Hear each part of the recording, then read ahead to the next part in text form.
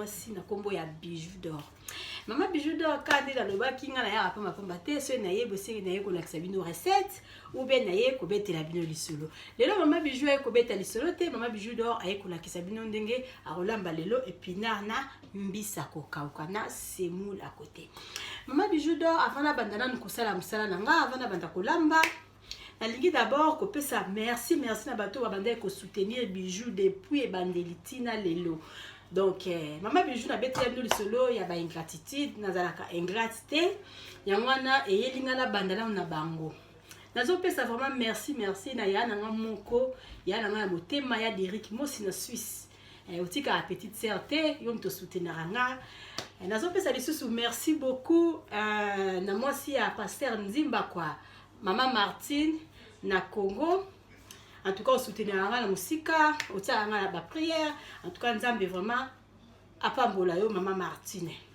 Nazo pesa lisusu merci beaucoup. Na moi si ya na mo boyeko ya désiré moi aussi quoi. Maman Rita. Maman Rita vraiment merci beaucoup. Maman Rita na Suisse. Maman Bijou na pesoka merci na lelo mso pesa yo te continue ko soutenir nga semeki na yo. Nazo pesa lisusu merci na Maman Fatou Boka quoi. Na colonne banda na ngai bandeli osaila nga ba vidéo ba nini ezaka pona ba soutien. Na pesi lisusu merci beaucoup na Maman Mado Spaghetti na Belgique na ba soutien na yo o banda na ngai bandeli tina lelo quoi. Continue nanga. Nazo pesa merci na Maman Fina. Maman Fina ba conseil na yo Maman Bijou bossé, Maman Bijou salabo et donc merci vraiment Oumela na yo.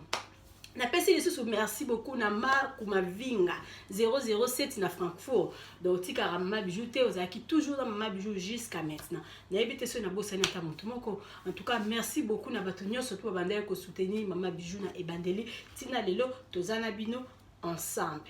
Oh na bossani o comprendre.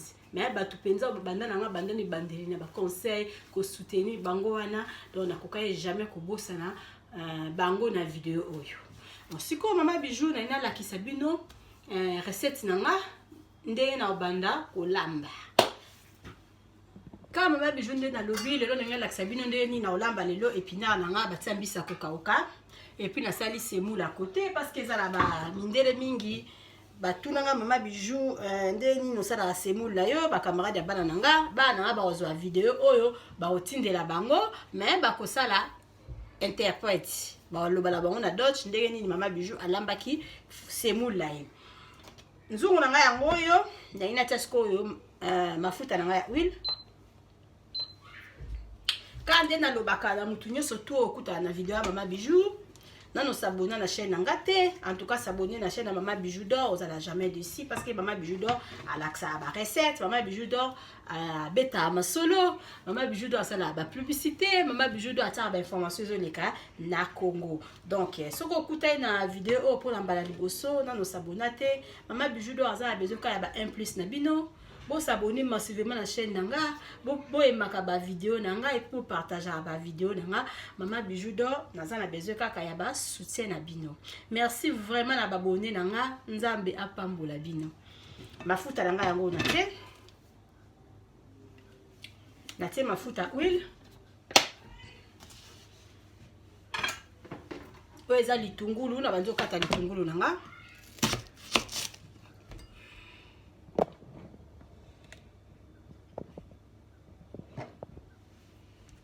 Nazui litungulu nanga moko na bandi ko kata ye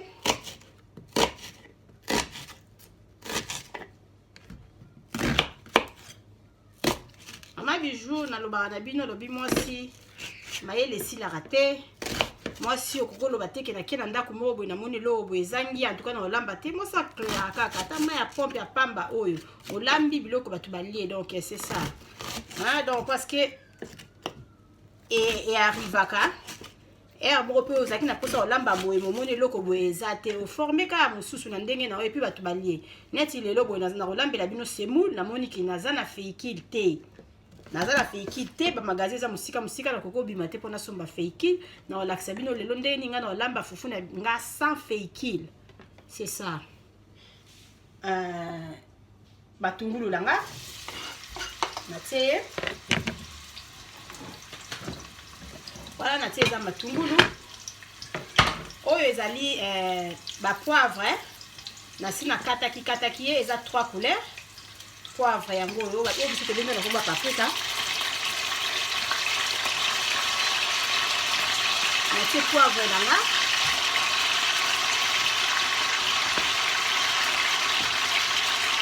Mama bijou natie poivre.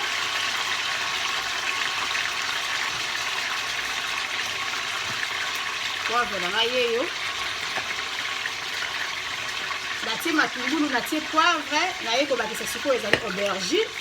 Nasi na kata yango parce que nga na sombaka ebele na tiango na frigo. Aubergine nanga yeyo, oyo eza aubergine. Matungulu, poivre, aubergine. Siko na bakisa tomate. Nazui tomate nanga mibale. Tomate nanga yango yo.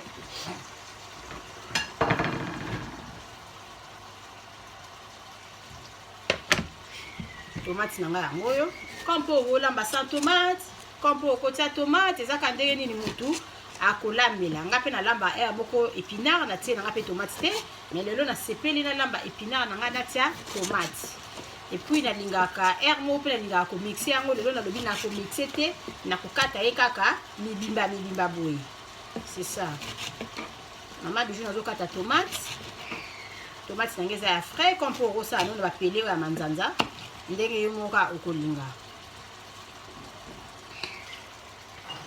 Tomate nanga. Kati lisusu tomate mususu.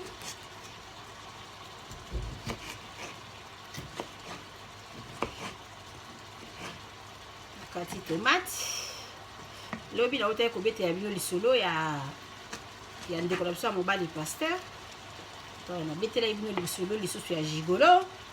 En tout cas, bosa makasi s'abonner massivement à la chaîne Mama Bijou parce que eloko na yini na musala o ezaka ko partager ba vidéo. Ezala moment mususu na partager na ngate. Ezala ba vidéo mususu na tiaka sana partager na tika okaka na internet. Donc ezala malamu mingi soko tala ba vidéo ya Mama Bijou sans s'abonner na yo parce que eloko Mama Bijou azo luka yango na pona tika na nga ko partager ba vidéo donc soki na partage yo zelaka Mama Bijou atindelanga Mama Bijou atindelanga bo eza ba moment musu na tinda lisusu te donc bo s'abonner massivement na chaîne Mama Bijou donc naza besoin ko tala yango à partir ya YouTube et puis il faut repuyaka cloche moko eza wana eza lokola ngonga ya église boy kona ba vidéo yo surtout so nga na tie otala ekomelaka yo rapide donc c'est ça. Natie siko nazui ai nanga kompo okotia no ai ya poussière nga natie ai ya mbuma nazui nanga ka ai nanga mibale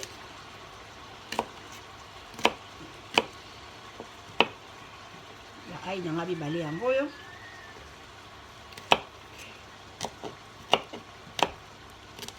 ba mama nanga ya première classe Mama Bijou alingi bino mingi donc vraiment on est ensemble. Vous s'abonnez massivement à la chaîne Mama Bijou d'or, vous n'allez jamais déçu. Vous voyez, ça va, na ba la sabino de libotara batara ba commentaire. Nana besoin ba commentaire na bino. Ba la qui c'est ça donc vous ça difficile, c'est ça facile. Commentaire OK ka na vidéo na c'est au moins na place à commentaire eza wana. O ai nanga yango yo. Mati ai na sikoyo.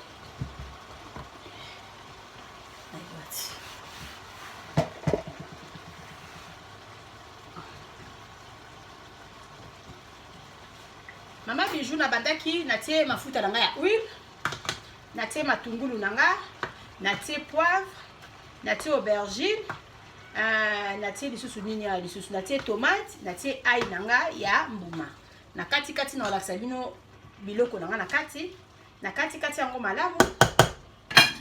Nazui feuille nanga ya solo, kasa nanga ya solo.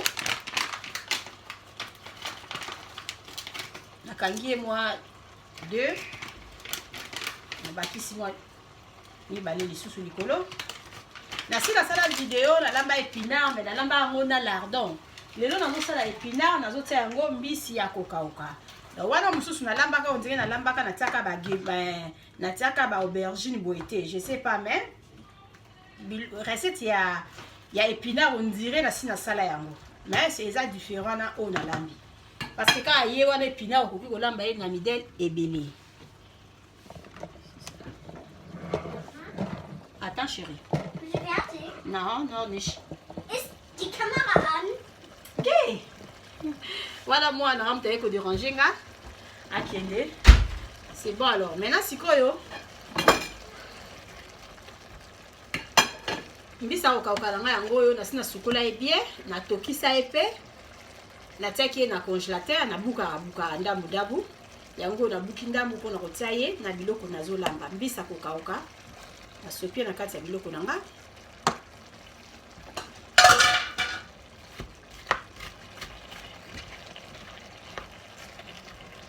Balola biloko bandi déjà repesa cela bien ba épice nanga ya poussière na monani na tia nanga végéta na tie végéta nanga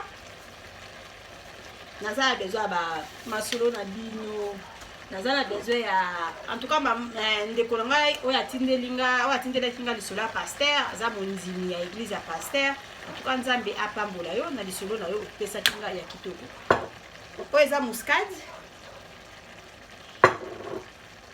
na préféré natia nanga gemise oyo nasepelaka nango nasala nango poisson ou bien na olambela nango ba gemise en français c'est quoi ba légumes c'est ça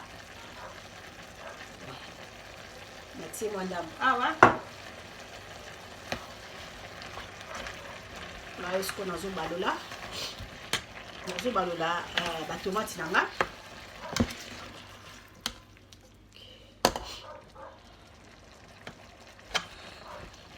nayebi ke tozopase ba étape moko ya malamu te mpona virus oyo ya corona. Nzambe abatela bino nyonso boto se protéger malamu eloko eleki ko se protéger na ba désinfection eza te. Donc nzambe étape oyo ekoleka et puis makambo nyonso ezonga nango normal. Bon nadiminaki moto nanga nazokisa yango na nef nazokanga biloko nanga mpona etoka malamu. Biloko ya mama bijou yango wana donc yango wana ezotoka nalingi sikoyo nafinika yango mpona etoka bien comme ça nabakisa épinard nanga likolo na otia épinard eloko ya suka parce que naza na besoin etikala vert ebena kaka vert bongo nakangi kwa mkono filiku nalingi sikoyo natia napelisa moto ya semoule nanga eza na bala mosusu bapapa mosusu bayeba ndenge osala semoule te. Mama bijou nazwi kaka mai normal na pompe ngayo sikoyo natie na nzungu natie na réchaud mai ya fufu etoka comme ça ma nasala semoule olakisa bino ndeni mama bijou osala semoule na ye lelo c'est bon. Namoni ba nini nanga etoki ba épice nanga etoki sikoyo nalingi nabakisa épinard likolo nga namondani lelo na épinard ya chassé oyo yango nde nazolamba lelo.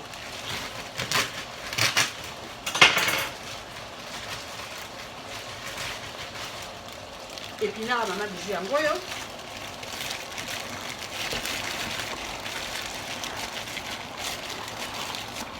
natie épinard nanga likolo ya baépice l'air le suffit bien.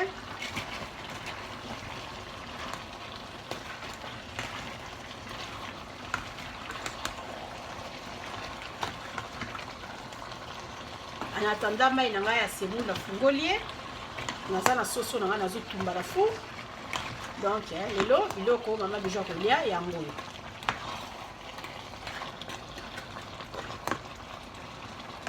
tellement épinard oyo euti na congélateur et yango moko déjà obimisa mai mwa mai na ye na obakisaka mwa mai mokie parce que ye moko abimisi déjà mai na kati awa naotia mai mokie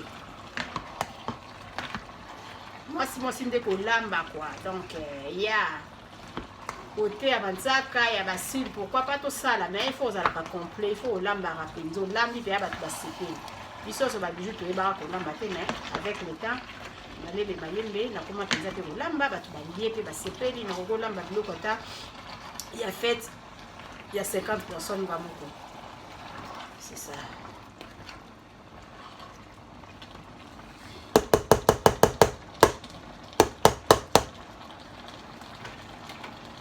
Biloko la ngaya ngoyo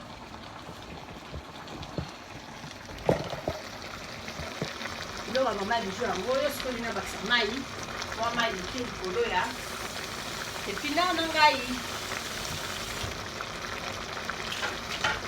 natielanga kaka mwa mai moke parce que eza déjà na mai epuis na kofinika ye te na kotika ye bongo na kotika ye boye sans kofinika. Mama bijou yango oyo comme mpe soki olingi okokozwa pilipili moko ya mbuma kotie likolo, me ngai natiki na ngai natie pilipili te, olambi ye kaka boye sa pima parce que naza na pilipili ya kotuta pembeni, okokotia pilipili ya mbuma mpona esala sola kitoko. Ngai natie pilipili te parce que pilipili na ngai eza mosika, congélateur na ngai ezala na cave, donc c'est ça. La moisi ici la raté donc ta pilipili ezate na tiki na ko baloko pilipili eza musika na lamba te non et lamba mi bongo pour na tia pilipili à côté, c'est ça biloko mama bijou yango ezotoka na kosala mwa pause na olakisa bino kaka so biloko nanga ebeli, après na olakisa bino so mpe mai ya fufu etoki ndeni mama bijou asala semoule na ye. Biloko nanga oyo na bandaki na huile, na bandi na huile, na kati matungulu na tie, na kati aubergine na tie, na kati poivron na tie, na kati la tomate na nga mibale na tie, et puis na tie ail. Après sima nango na tie mwa kasa na nga solo, na ba épice ya poussière na saleli muscade, na saleli vegeta, na kosalela épice na nga oyo ya ba gemise. Donc c'est ça. Après na omeka soki mwa mungu wa mokie mpo na tie nanga mpe vegeta yango mokie, soki mungu eza te na obakisa mungu wa normal kaka sikoyo mokie na obakisa mungu.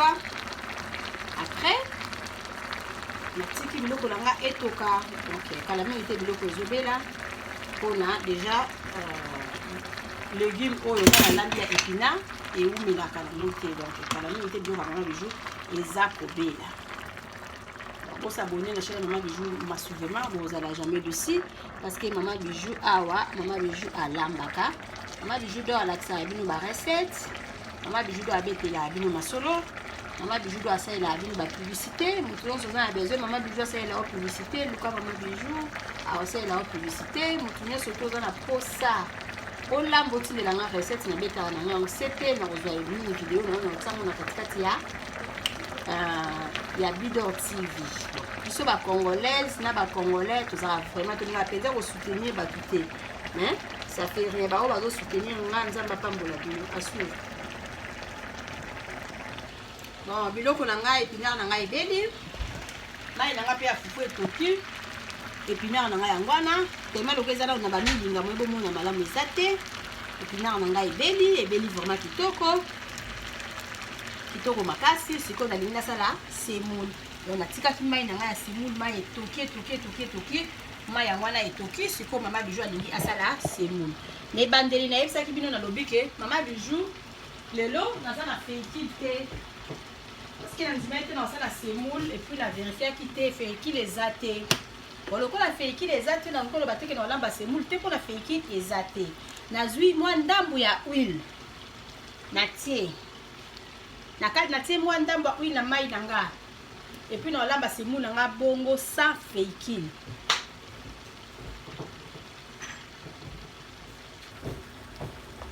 Nazosala semoule Mama Bijou amonaki na feikile te, feikile eza te, nga nasombaka feikile na nga na Kaufland.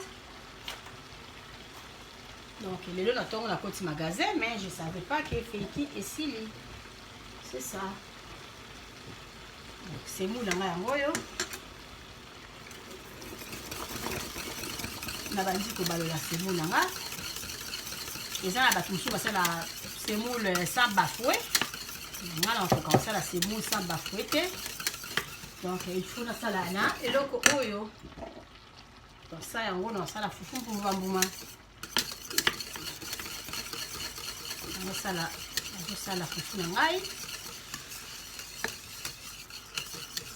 Donc elle m'a foufou toki. Merci mon damba huile parce qu'il y a les athées. Après, fufu nanga yango nazolamba na dinde moto.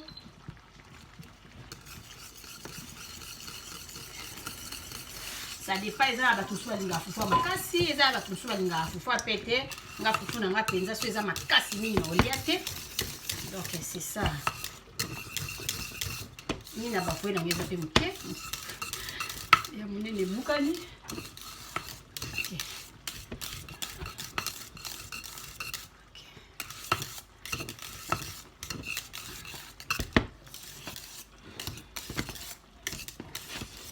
Semoule à maman bijou. Quand on a ça la semoule les animaux facile. On a lamba foufou.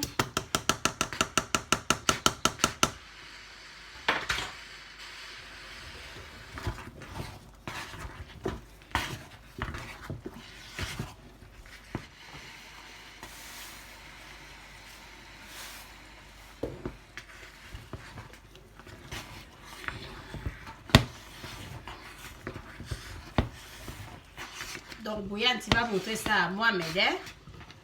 Tu vas expliquer à Mohamed comment Maman Bijou a fait le foufou. Parce que c'est lui qui avait demandé comment nous on fait les foufous. C'est ça le foufou Maman Bijou fait. Voilà.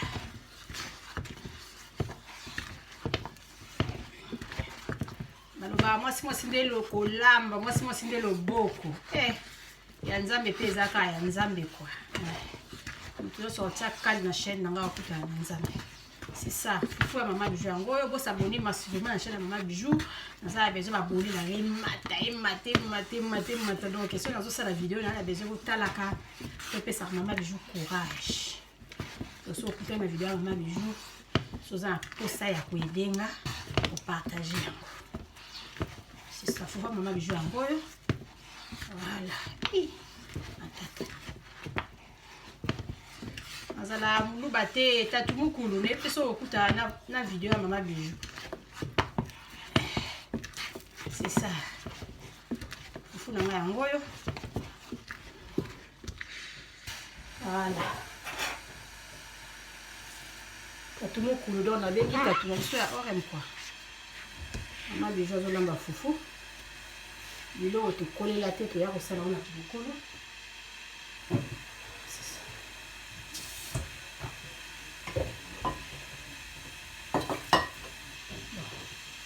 On a préparé déjà ça dans ça parce que foufou et beli. C'est quoi yo? La limina quand la bino photo ya foufou nanga, na photo ya légumes nanga, vous me les légumes nanga et bimi parce que Maman Bijou a ici kolamba. En tout cas, bon manquez ko s'abonner na chaîne à Maman Bijou. Si vous écoutez nos vidéos nanga vraiment na nous s'abonner, vraiment s'abonner na chaîne nanga vous en a jamais de si. Foufou nanga ici les très kana balola.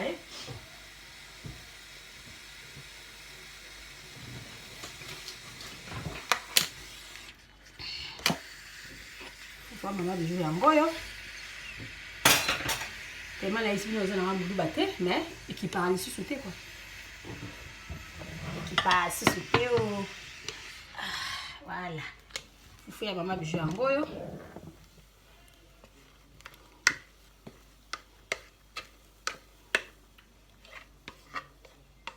Maman Bijou sali beaucoup là bas c'est ba. Fufu yo. Moi d'ailleurs on a fait qui était mais foufou nanga ebimi kitoko. Fait les athées. C'est ça. Ils un jour monsieur pour kola mukabo moni foufou te le moni fait qui était bien Maman Bijou azala na fait qui était Maman Bijou ataki huile. C'est ça. Les affaires ba tumususu bango ba tiaka na bango déjà. Ba sala na bango huile atazana ba linga fait qui était na place a fait qui ba sala la huile. Na ebi moi na moi simoko boye na place ya il y a huile, il y a fait qu'il y a ça et la ranae huile.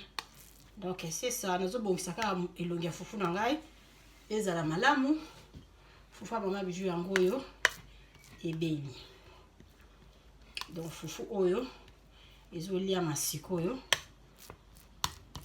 donc appétit quoi oh bonto ya munene tendeni pardon so olandi kolia donc kobeba on il faut un système on met là tasi ya maya moto na citron chaque bouton elonga fufu na ngala bongisi yango fufu na ngaye yo siko mama bijou na lakisa bino ngo likolo ndenge ni bilo na nga ebimi donc bon appétit à tout le monde biloko na nga yango yo na bimisa susu na nga eza na four comme ça na servir na mi servir nga mo na lia c'est ça biloko mama bijou yango yo légumes na nga yango na ebeli kitoko légumes na nga yeyo sibu na nga yango yo eza bato ba mama bijou comme lakisa bato ndenge alamba fufu non soki yo yebi bui eza yo eza mutu musupa yebite c'est ça fufu mama bijou yango yo fufu ezopesa appétit kolia quoi en tout cas la mutu nyonso to akuta na vidéo na nga na sina lobi na yebo na appétit c'est ça. Ok, quand on a le baki, moi si moi kolamba de na le bara plutôt, moi si moi kolamba quoi. Mama bijou na lambeli bino épinard nanga, épinard yeyo, ezo pesa peta kolia, épinard nanga, mama bijou na laksi bino na sali fufu nangai, siko mama bijou alia. En tout cas, nazo pesa mbote na famille nanga mobimba, donc bino na kobosa na bino te quoi, famille mosi bijou mosalinga bino mingi. Na pesi mbote na ba ma copine, maman Jolie na Belgique, maman Meji na Quadrate, maman Maggie na Belgique, maman Bijou la Blanche, yo tarama ba commentaire donc merci beaucoup na Congo. Na pesi mami Zaï na ba mbote. Na pesi ba maman na nga nyonso tout ya première classe ba bisous maman Bijou alinga bino mingi. Bon s'abonner massivement à la chaîne maman Bijou vous allez jamais dessus parce que surtout lambaka biso to beta masolo. Bon appétit. Bye.